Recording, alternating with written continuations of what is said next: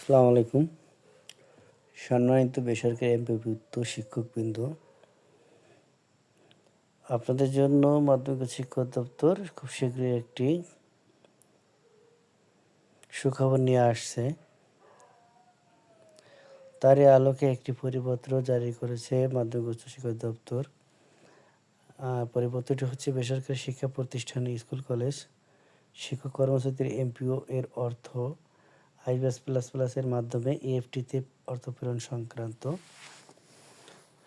তাহলে আমরা বিষয় দেখলে এটাই বুঝতে পারি যে আমাদের বেতনাদি সরকারি শিক্ষক কর্মচারীর মতো আমাদেরও 1 থেকে 5 তারিখের মধ্যে অ্যাকাউন্টে ঢুকে যাবে। তাহলে আমরা সেই ন্যায় মাধ্যমিক শিক্ষা দপ্তর আরও কিছু কার্যক্রম করার বা কিছু শর্তাবলী উল্লেখ করেছেন, যেগুলো জানা খুব জরুরি। আশা করি কেউ ভিডিওটি টানবেন না। যারা আমার ভিডিওতে নতুন, অবশ্যই তারা আমার চ্যানেলটি সাবস্ক্রাইব করবেন এবং পাশে থাকবেন। আর ভিডিওটি না স্কিপ করে পুরো ভিডিও দেখার জন্য অনুরোধ করা হলো। উপযুক্ত বিষয়ের প্রেক্ষিতে জানা যাচ্ছে যে মাধ্যমিক উচ্চশিক্ষা অধিদপ্তরের এমপিভুক্ত জনবলের বেতন ভাতা অর্থ মন্ত্রণালয়ের আইব্যাস++ এর মাধ্যমে ইএফটিতে প্রেরণের জন্য শিক্ষা মন্ত্রণালয়ের নির্দেশনা রয়েছে। আইব্যাস++ এর মাধ্যমে ইএফটিতে এমপিওর অর্থ প্রেরণের পূর্বে শিক্ষা প্রতিষ্ঠানসমূহের এমপিওভুক্ত জনবলের NID, pay code, bank account, mobile number ইত্যাদি তথ্য এমপিও সিস্টেমে হালনাগাদ রাখতে হবে।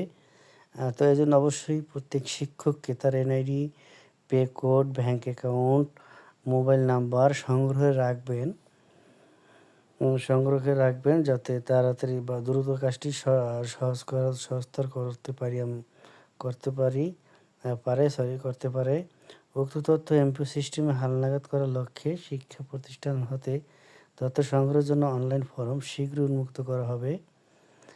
অর্থাৎ শিক্ষকবৃন্দ, আপনাদের এই তথ্য সংগ্রহ করার জন্য অনলাইনে একটি ফরম দেবে খুব শীঘ্রই, যেটি আপনাদের পূরণ করতে হবে।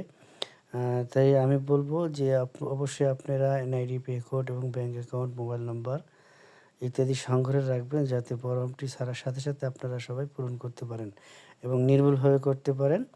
উক্ত তথ্য এমপিও সিস্টেমে হালনাগাদ করার লক্ষ্যে ফরমটি উন্মুক্ত করা হবে। শিক্ষা প্রতিষ্ঠান প্রধানগণ উক্ত ফরমের মাধ্যমে অনলাইনের শিক্ষা কর্মকর্তা, স্কুলের ক্ষেত্রে এবং আঞ্চলিক পরিচালক, কলেজের ক্ষেত্রে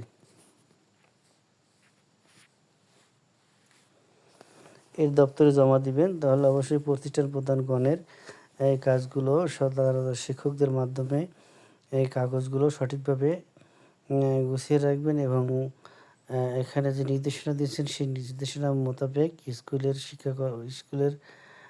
ক্ষেত্রে শিক্ষা কর্মকর্তার কাছে এবং কলেজের ক্ষেত্রে আঞ্চলিক পরিচালকের দপ্তরে জমা দিবেন। প্রতিষ্ঠান প্রধান হতে অনলাইনে প্রাপ্ত তথ্য ও হার্ড কপি ডকুমেন্ট উপজেলা মাধ্যমিক শিক্ষা কর্মকর্তা, স্কুলের ক্ষেত্রে আঞ্চলিক পরিচালক, কলেজের ক্ষেত্রে যাচাই বাছাই করে মাধ্যমিক উচ্চ শিক্ষা দপ্তরে অনলাইনে আগ্রহণ করবেন। এমতো অবস্থায় এমপিভুক্ত শিক্ষা প্রতিষ্ঠান প্রধান ও এমপিভুক্ত জনবলদেরকে নিম্নলিখিত তথ্য নিয়ে প্রস্তুত থাকার জন্য অনুরোধ করা হলো। তাহলে অবশ্যই নিচে যে তথ্যগুলো চেয়েছে মন্ত্রণালয়, সেই তথ্যগুলো আপনারা যত দ্রুত সম্ভব গুছিয়ে রাখবেন, যাহাতে চাওয়া মাত্রই দিতে পারেন এবং আগে থেকে গুছিয়ে রাখলে আপনাদের সুবিধা হবে। তাহলে ভুলভ্রান্তি হবে না, কাজগুলো প্রতিষ্ঠান প্রধান সহজেই করতে পারবে এবং নির্ধারিত ডেটের পূর্বেই যাতে করতে পারে, তাই সেইগুলো আপনারা গুছিয়ে রাখবেন। 1 নম্বর, সকল এমপিভুক্ত জনবলের এনআইডি অবশ্যই থাকতে হবে। এনআইডি অনুযায়ী নাম ও জন্ম তারিখ এবং এনআইডি এর ফটোকপি সংগ্রহ করা হবে। সকল এমপিভুক্ত জনবলের মোবাইল নম্বর সংগ্রহ করা হবে। উক্ত মোবাইল নম্বর অবশ্যই এমপিভুক্ত জনবলের নিজস্ব এনআইডি দ্বারা রেজিস্ট্রিকৃত হতে হবে।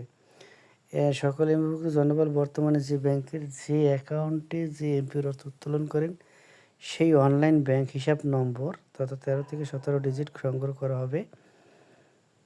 উক্ত ব্যাংক হিসাব নম্বর অবশ্যই এমপিভুক্ত জনবলের নিজস্ব এনআইডি দ্বারা রেজিস্টার্ডকৃত হতে হবে। বিশেষ দ্রষ্টব্য শিক্ষা প্রতিষ্ঠান প্রধানগণ সকল তথ্য সঠিকতা যাচাই বাছাই করে প্রেরণ করবেন।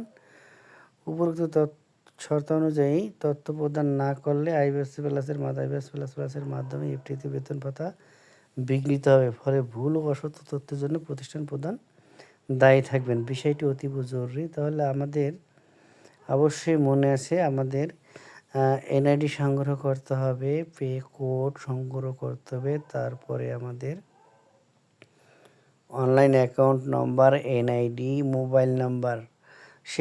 সেই ক্ষেত্রে এখানে বিশেষ করে অ্যাকাউন্ট নাম্বার এবং মোবাইল নাম্বার যেন অবশ্যই নিজস্ব এনআইডি কার্ড দিয়ে সংগ্রহ করা থাকে, এনআইডি দিয়ে করা থাকে, সেদিকে দৃষ্টি রাখতে হবে। বিষয়টি অতীব জরুরি। এই পরিপত্রটি জারি করা হয়েছে মাধ্যমিক উচ্চ শিক্ষা দপ্তরের 14/11/2024 তারিখে। তো মাত্র আজকেই এই পরিপত্রটি জারি করা হয়েছে। জারি করেছেন প্রফেসর ABM রেজাউল করিম, মহাসচিব পরিচালক। অতিরিক্ত দায়িত্বে বিতরণ করা হয়েছে পরিচালক মাধ্যমিক উচ্চ শিক্ষা দপ্তর ও পরিচালক বিদ্যালয় পরিদর্শন সকল মাধ্যমিক শিক্ষা দপ্তর, জেলা শিক্ষা কর্মকর্তা, উপজেলা মাধ্যমিক শিক্ষা কর্মকর্তা, প্রধান অধ্যক্ষ, এমপিভুক্ত সকল শিক্ষা প্রতিষ্ঠান। অবগতি প্রয়োজনীয় ব্যবস্থা গ্রহণের জন্য প্রদান করা হলো। তাহলে এখানে যেসব কর্মকর্তাদের নাম অন্তর্ভুক্ত করা হয়েছে তাদের অনুলিপি প্রেরণ করা হয়েছে অলরেডি। তো আশা করি যে শীঘ্রই আপনারা এই সুবিধাটি ভোগ করতে পারবেন। আশা করি ভিডিওটি ভালো লেগেছে। ধন্যবাদ, সকলে ভালো থাকবেন। আসসালামু আলাইকুম।